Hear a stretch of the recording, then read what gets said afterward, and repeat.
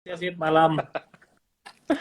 Yes. Waduh, kayaknya ini banget nih. Kayaknya semakin segar ya dari hari. Baru mandi jadi seger. Oke, kesibukannya apa nih, Mas Kevas? Masih apa? Bikin-bikin apa konten YouTube gitu kan? Mas Kevas kan Ya, konten creator ya. Dan ya juga masih. pastinya investasi juga ya. Mm-mm, mm. Ya bikin konten masih. Ini lagi riset saham IPO. Jadi ya lagi bedah-bedah lah. Nanti mau dibikinin juga di YouTube. Ditunggu aja. Oke, mantap. Dan juga teman-teman sekalian kalau mau beli saham IPO, beli di lewat Ajaib ya, karena gampang banget Yes. teman-teman ya. Ada informasinya detail gitu ya. Nanti dananya diambil dari ADN. Kalau misalnya tidak dapat alokasi, nanti dananya dibalikan. Tentu saja ada jadwal allotment-nya gitu ya. Oke, Mas Kevas, langsung aja sesuai topik kita pada malam hari ini ya. Kita akan membahas tentang saham-saham berbasis ekspor nih, Ya. alias hasil produksinya nih diekspor. Nah, kita tahu kan bahwa dolar saat ini lagi mahal nih. Tentu saja ini kan akan memberikan dampak positif bagi emiten gitu ya. Ya, sebelum itu kita ngobrol-ngobrol dulu deh. Tadi saya sempat apa membicarakan tentang indeks harga saham gabungan. Kira-kira sentimen yang mempengaruhi pergerakan IHSG belakangan ini apa sih, Mas? Gitu ya. Kok kadang naik, kemudian hari ini terkoreksi gitu ya. Apa nih? Ya sebenarnya sih kalau menurut saya sih market, kalau saya bilang ke teman-teman tuh agak boring ya. Agak boring dan agak stuck gitu aja, terlalu banyak sentimen yang memang ibaratnya ini kayak adu kuat antara Indonesia dengan global gitu ya. Kita tahu global itu kan eh, cukup banyak gonjang-ganjing lah ya sejak muncul isu resesi di Amerika, stagflation di Eropa juga, kemudian Sri Lanka yang bangkrut negaranya. Sedangkan di Indonesia itu kita ngerasa kok sebenarnya negara kita kuat-kuat aja gitu ya, malah agak diuntungkan karena kita negara penghasil komoditas dan jadi ibarat nih kayak tarik-tarikan gitu. Sentimen luarnya jelek gitu kan, sentimen dalam Eh, negerinya masih masih bertahan nih gitu ya. Kayak terakhir BI nggak naikin suku bunga, wah uh, sentimen positif. Jadi menurut saya agak agak di situ-situ aja kan, market agak sideways lah. Dibilang murah, nggak murah-murah banget, dibilang tinggi, kayaknya kok susah naik juga gitu. Jadi iya. agak agak sulit sih sekarang marketnya. Jadi ini antara kuat-kuatan antara dalam negeri dengan global nih Mas ya, di mana globalnya itu kecenderungannya stagflasi, pertumbuhannya agak menurun, inflasinya tinggi gitu kan. Di Indonesia sedangkan ya inflasinya memang ada kenaikan ya, tapi nggak terlalu tinggi lah. Sekarang kan inflasi yang biasa, yang reguler itu kan ada di 4,5%, kemudian Ya, yang inti kan masih di bawah 3% gitu. uh-uh. Kemudian inflasi dan pertumbuhan ekonomi kita juga bagus gitu ya. Jadi memang ini tarik menarik aja kayaknya gitu ya. Nah, Nih, jadi uh, uh, ya, oke, ya lanjut aja mas. eh, oke, pertanyaan selanjutnya Mas. Bagaimana pandangan Mas Kevas terkait kinerja emiten yang berbasis ekspor nih? Tadi kan Mas Kevas menyinggung tentang kita itu penghasil komoditas yang cukup banyak ya, kecuali minyak. Minyak kita sudah net importer gitu ya. Uh-uh. Bagaimana sih prospek ke depannya gitu ya? Apakah ini hanya sifatnya sementara atau memang prospeknya cukup bagus ke depannya? Iya, dari dulu sebenarnya kalau tidak ngomongin emiten gitu ya, kita selalu berpikir bahwa kalau bisa bisnis pasti pinginnya bisnisnya ekspor. Kalau ekspor itu berarti bagus kan perusahaannya. Kan kalau kita nggak ngomongin saham ya, misalnya kita sebagai pebisnis gitu kan pasti pinginnya, oh kalau bisa nih ekspor nih karena menjanjikan. Jadi dibilang sebenarnya ekspor tuh memang menjanjikan ya, baik barang apapun itu karena ya marketnya itu akan luas. Nah, jadi ada dua sudut pandang sebenarnya. Kalau masalah harga gitu ya, kalau ekspor enak sekarang kenapa? Karena dolarnya lagi naik gitu kan. Kita jualan bisa dapat uh, revenue yang lebih tinggi lah secara harga. Akan tetapi kan ada komponen kedua yang namanya quantity, ya kan jumlah. Kalau harganya naik, di sana ada yang mau beli nggak? Gitu kan harganya naik, aduh jadi ngerem, nggak bisa karena harganya kemahalan dan segala macam. Jadi akan ada selalu dua dua kutub yang akan saling tarik menarik lah. bagus, jual harga mahal, tapi karena demand-nya nggak ada, karena harganya ketinggian, takutnya demand-nya nggak ada. Jadi gitu. Nah, jadi kalau teman-teman menganalisa sebuah perusahaan, teman-teman harus pastikan ketika memang harganya naik, apakah barang ini tuh barang yang sifatnya dibutuhkan sangat dibutuhkan gitu, sampai nggak bisa nggak gitu. Misalnya batu bara gitu ya. Ya klasik lah contoh batu bara. Kita tahu batu bara naik harganya 3 kali lipat, 4 kali lipat, tapi memang itu dibutuhkan gitu. Sedangkan mungkin kalau kita ngomongnya tekstil ya. Ketika harga fashion naik gitu ya, harga baju naik, mungkin bisa jual harganya lebih tinggi, tapi mau beli baju rasanya tuh, kalau tekstil mungkin agak keren juga ya. Wah, bahan bakunya kemahalan nih dari Indonesia. Mungkin cari negara lain deh. Nah, akan lebih gampang substitution-nya. Nah, gitu teman-teman. Jadi harus diperhatikan dia jualan apa dulu nih, gitu. Ya, kalau sangat dibutuhkan, tentu saja ya harganya pasti bisa di range yang cukup tinggi ya, seperti batu bara gitu ya. Kalau mineral lainnya, Mas, misalnya kayak timah, kemudian untuk baterai listrik ya, nikel gitu. Menurut pandangan Mas Kevas tuh prospeknya gimana? Dari semua komoditas, misalnya kayak batu bara, minyak, CPO, nikel gitu ya, saya memang paling suka itu batu bara. Nah, yang kedua adalah nikel. Ya, kenapa? Karena gini teman-teman, saya tuh punya satu benchmark yang gampang ya, teman-teman tinggal buka aja laporan keuangannya Inalum. Ya, Inalum ini kan induk pertambangan di Indonesia. Dia punya PTBA, dia punya Inco, dia punya Antam, dia punya Tins, dia punya Freeport, gitu ya.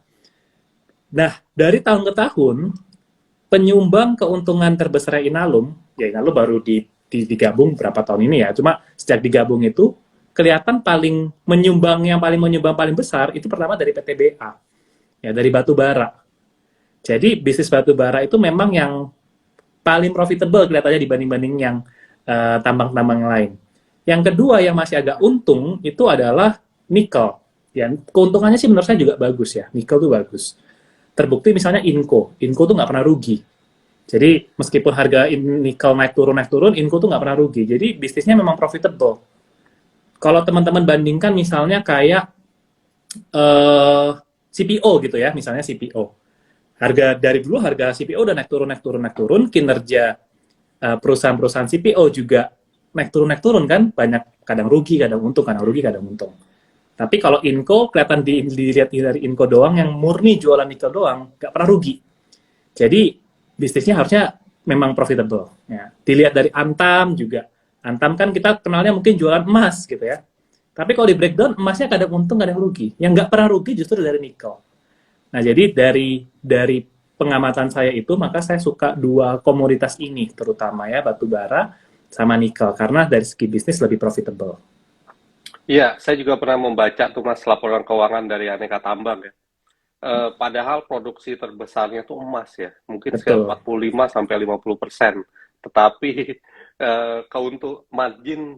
keuntungnya ya, margin keuntungannya itu lebih sama atau bahkan lebih besar di nikelnya. Padahal nikelnya tuh produksinya cuma 20 atau 25% gitu ya.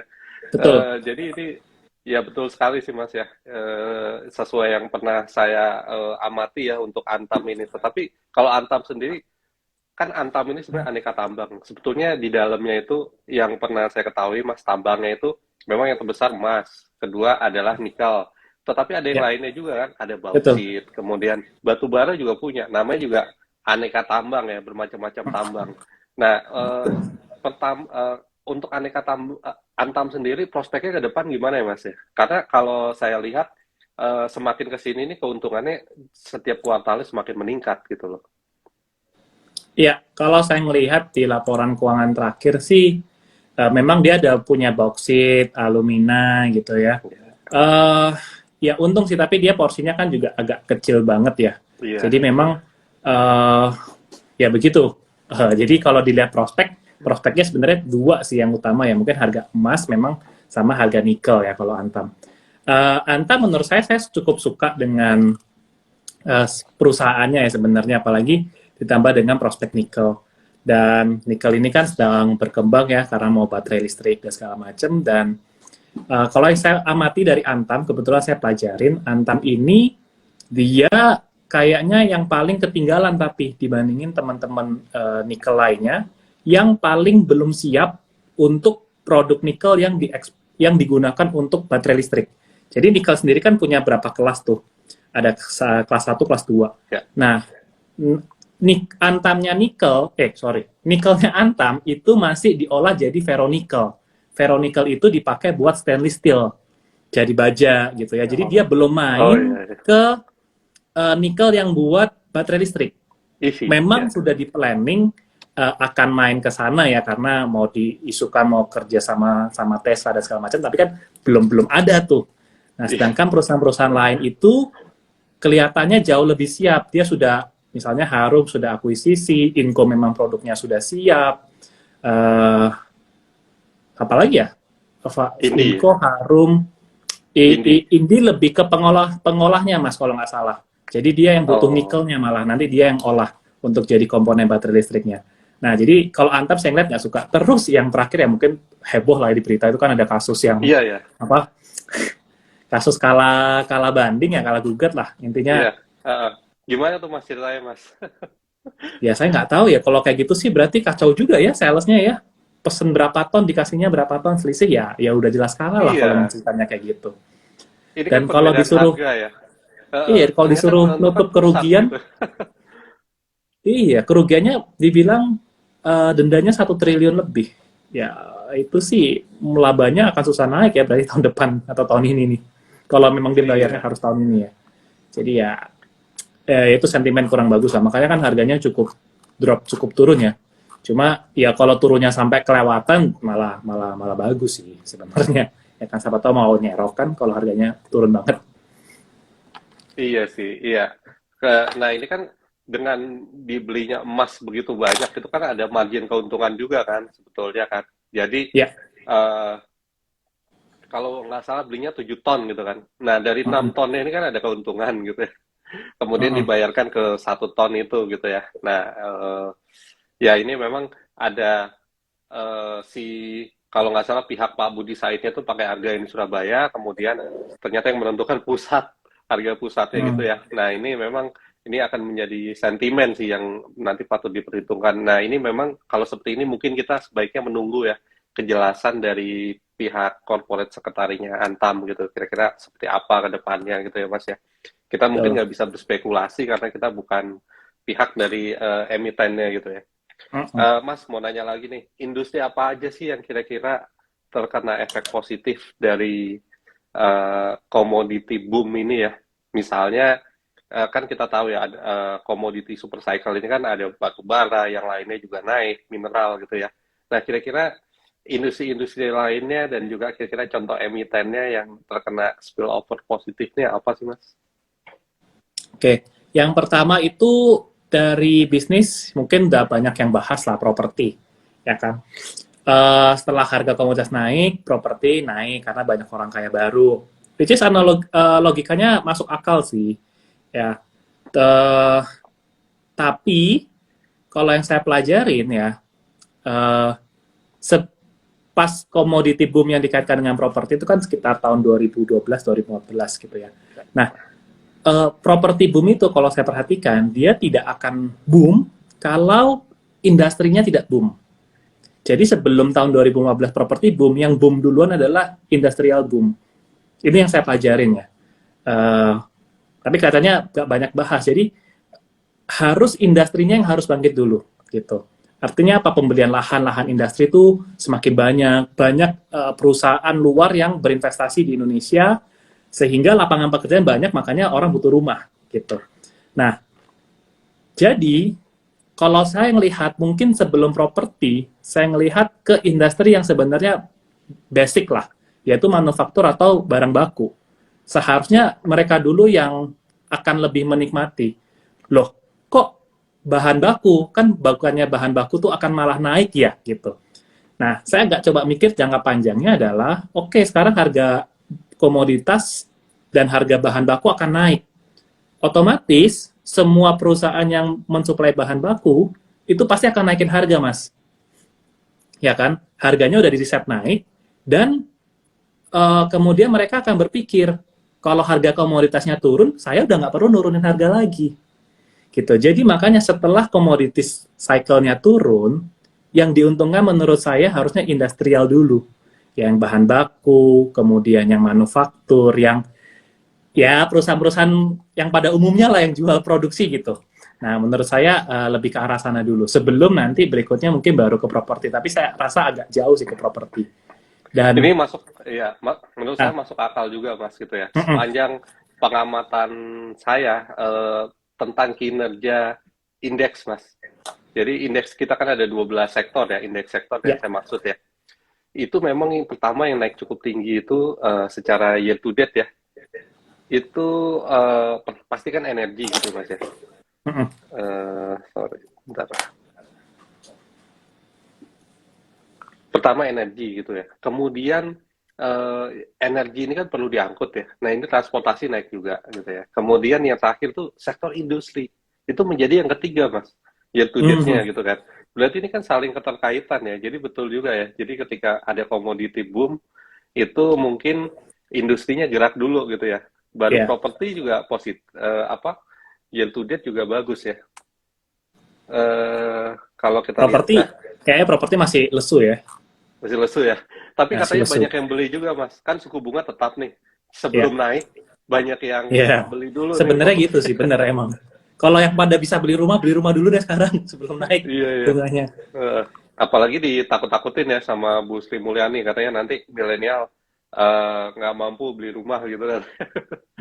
Nah, kalau ininya sendiri Mas, kira-kira yang industri yang terkait yang melekat nih dengan pertambangan, misalnya kayak alat berat, kemudian eh, jasa pertambangannya, kemudian ya mungkin semacam kayak TRJA yang nganterin dari mes misalnya ke site itu kan pakai mobil ya, itu kan industrinya tuh termasuk. Kira-kira potensinya nih bakal kondisinya seperti apa emiten ini dan kedepannya masih akan positif nggak Mas? Ya, kalau hal-hal yang seperti itu memang cukup cyclical juga ya, kayak United Tractor tadi, TRJA. Ya, karena memang bisnisnya mengikuti demand komoditas kan, alat-alat berat seperti itu. Jadi ya kurang lebih sih kalau pengamatan saya memang siklusnya agak mirip sih, agak mirip.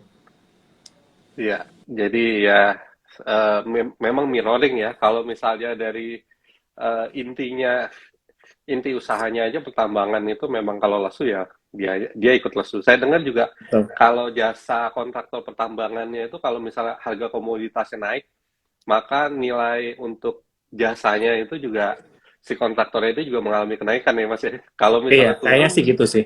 iya jadi mereka juga kecipratan juga turun juga gitu ya.